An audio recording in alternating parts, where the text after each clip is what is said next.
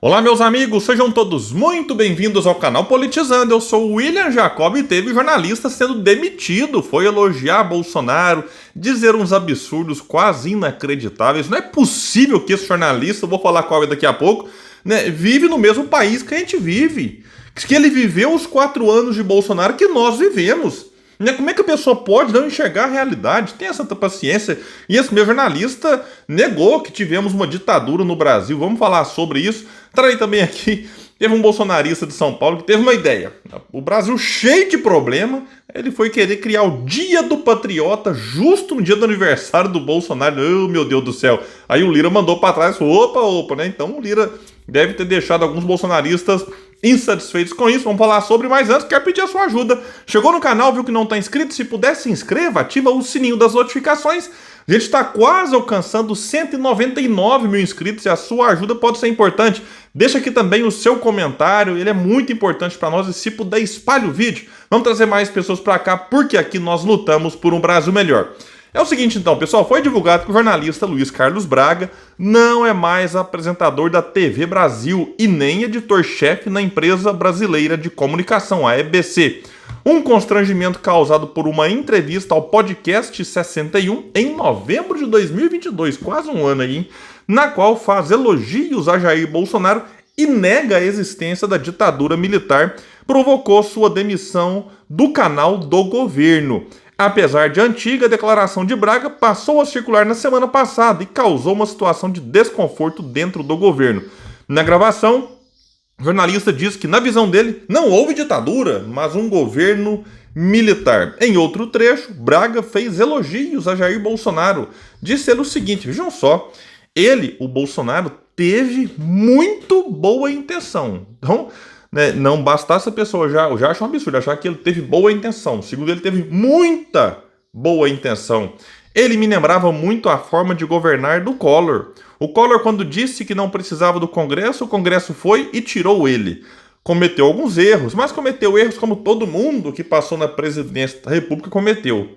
Meu Deus do céu, dizer que todo mundo cometeu os erros, está igualando. Então quer dizer que todo mundo comete os erros? Então tá bom, então, né, aí faz parte. Não foi, o Bolsonaro não cometeu erros que todo mundo cometeu.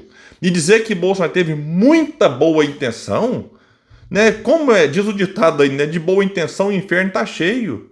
E mesmo assim eu não acredito em boa intenção de Bolsonaro. William, mas aí tá na base da crença. Você não acredita, ele acredita. Vamos analisar. O jornalista disse isso em novembro de 2022, já pós-pandemia.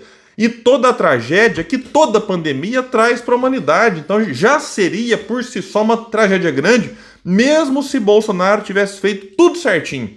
Agora, a pandemia e a tragédia aqui, ela foi agravada pela atuação nada bem intencionada de Bolsonaro, com as suas loucuras negacionistas, com o seu péssimo exemplo pessoal, com a péssima gestão do Ministério da Saúde. Quem tentou fazer a coisa certa, o Mandetta, saiu e foi perseguido por bolsonaristas. Depois colocaram Taish, um médico inclusive, ficou ali um mês praticamente, não aguentou o negacionismo e saiu.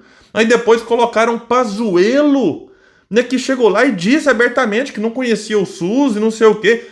Mas é o especialista em logística, faltando oxigênio lá em Manaus, pessoas morrendo lá, sufocadas. Já na gestão Pazuello, né, com outras graves questões acontecendo no país durante a pandemia. Que essa campanha, praticamente campanha contra a vacinação, podemos dizer assim. Bolsonaro falando bobagem, atrasando a compra, só não atrasou mais porque o Dória, que eu tenho 1000 divergências, não sou simpático ao Dória de jeito nenhum, não era e continua não sendo. Mas o Dória fez a aposta correta na vacina, o Bolsonaro percebendo, o Dória, que na ocasião era pré-candidato à presidência da República, aí o Bolsonaro, para não deixar o Dória surfar sozinho, aí o governo foi lá, resolveu aparecer como se fosse, nós compramos a vacina, como se fossem, né, aliados da ciência. Não foram. Então assim, depois de tudo isso, falei em muita boa intenção de Bolsonaro, né, o Brasil, pegando aqui a pandemia ainda, para a gente ver a consequência do negacionismo de Bolsonaro, presidente do governo. Né, segundo alguns cálculos, isso pode ter custado a vida de 400 mil pessoas. No Brasil morreram mais de 700 mil. 300 mil, o pessoal fala, não, isso aqui ficaria meio que na média do mundo. O Brasil tem 3% da população mundial. E 11% dos mortos por Covid morreram no Brasil. Então, por que essa diferença? 3%, né, da população do mundo vive aqui, mais 11% dos mortos por mundo foi no Brasil. Obra do acaso? Não. Né, obra do governo Bolsonaro, ou do desgoverno, melhor dizendo. E o cara quer falar em muita boa intenção? Pelo amor de Deus. Quando perguntado sobre a eleição de Lula, voltando aqui, né, nessa participação dele no podcast, afirmou ser um cara que curto pela história, mas criticou a ascensão dele ao poder.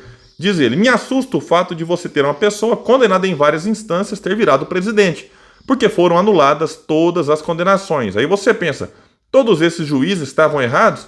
Olha, cada um acha o que quiser, mas já foi mostrado, né, não restam dúvidas hoje da atuação parcial de Sérgio Moro, que é lá o juiz, que era o juiz da primeira instância, que combinava com a parte acusadora, procuradores como Deltan e companhia. Você pode não gostar do Lula, faz parte.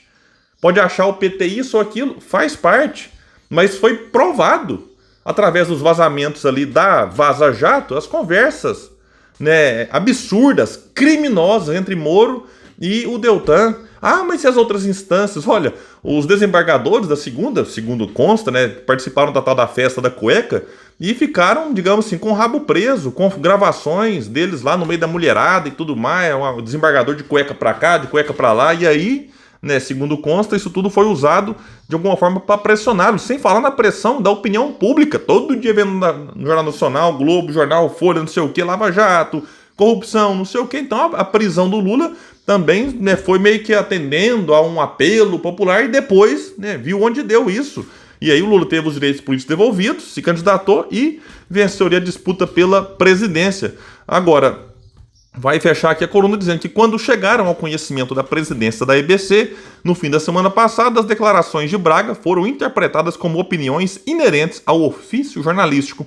O objetivo não era demiti-lo por causa do episódio, mas o cenário se alterou até aqui e as pressões dentro do próprio PT levaram a uma saída acordada entre as duas partes. Então, é isso, né, pessoal? Vamos falar aqui agora de outro assunto. O Brasil tá cheio de problemas a serem resolvidos.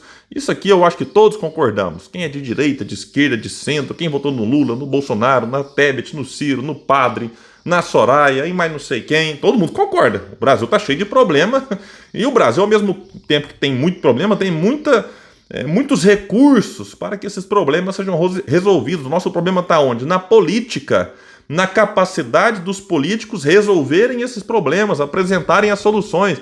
E aí todos nós esperamos que os eleitos, vereadores, prefeitos, deputados estaduais, federais, senadores, governadores, presidente, trabalhem, façam algo de bom para o povo, para o país, em especial para o povo que mais precisa, mas se preparem para o que eu vou ler.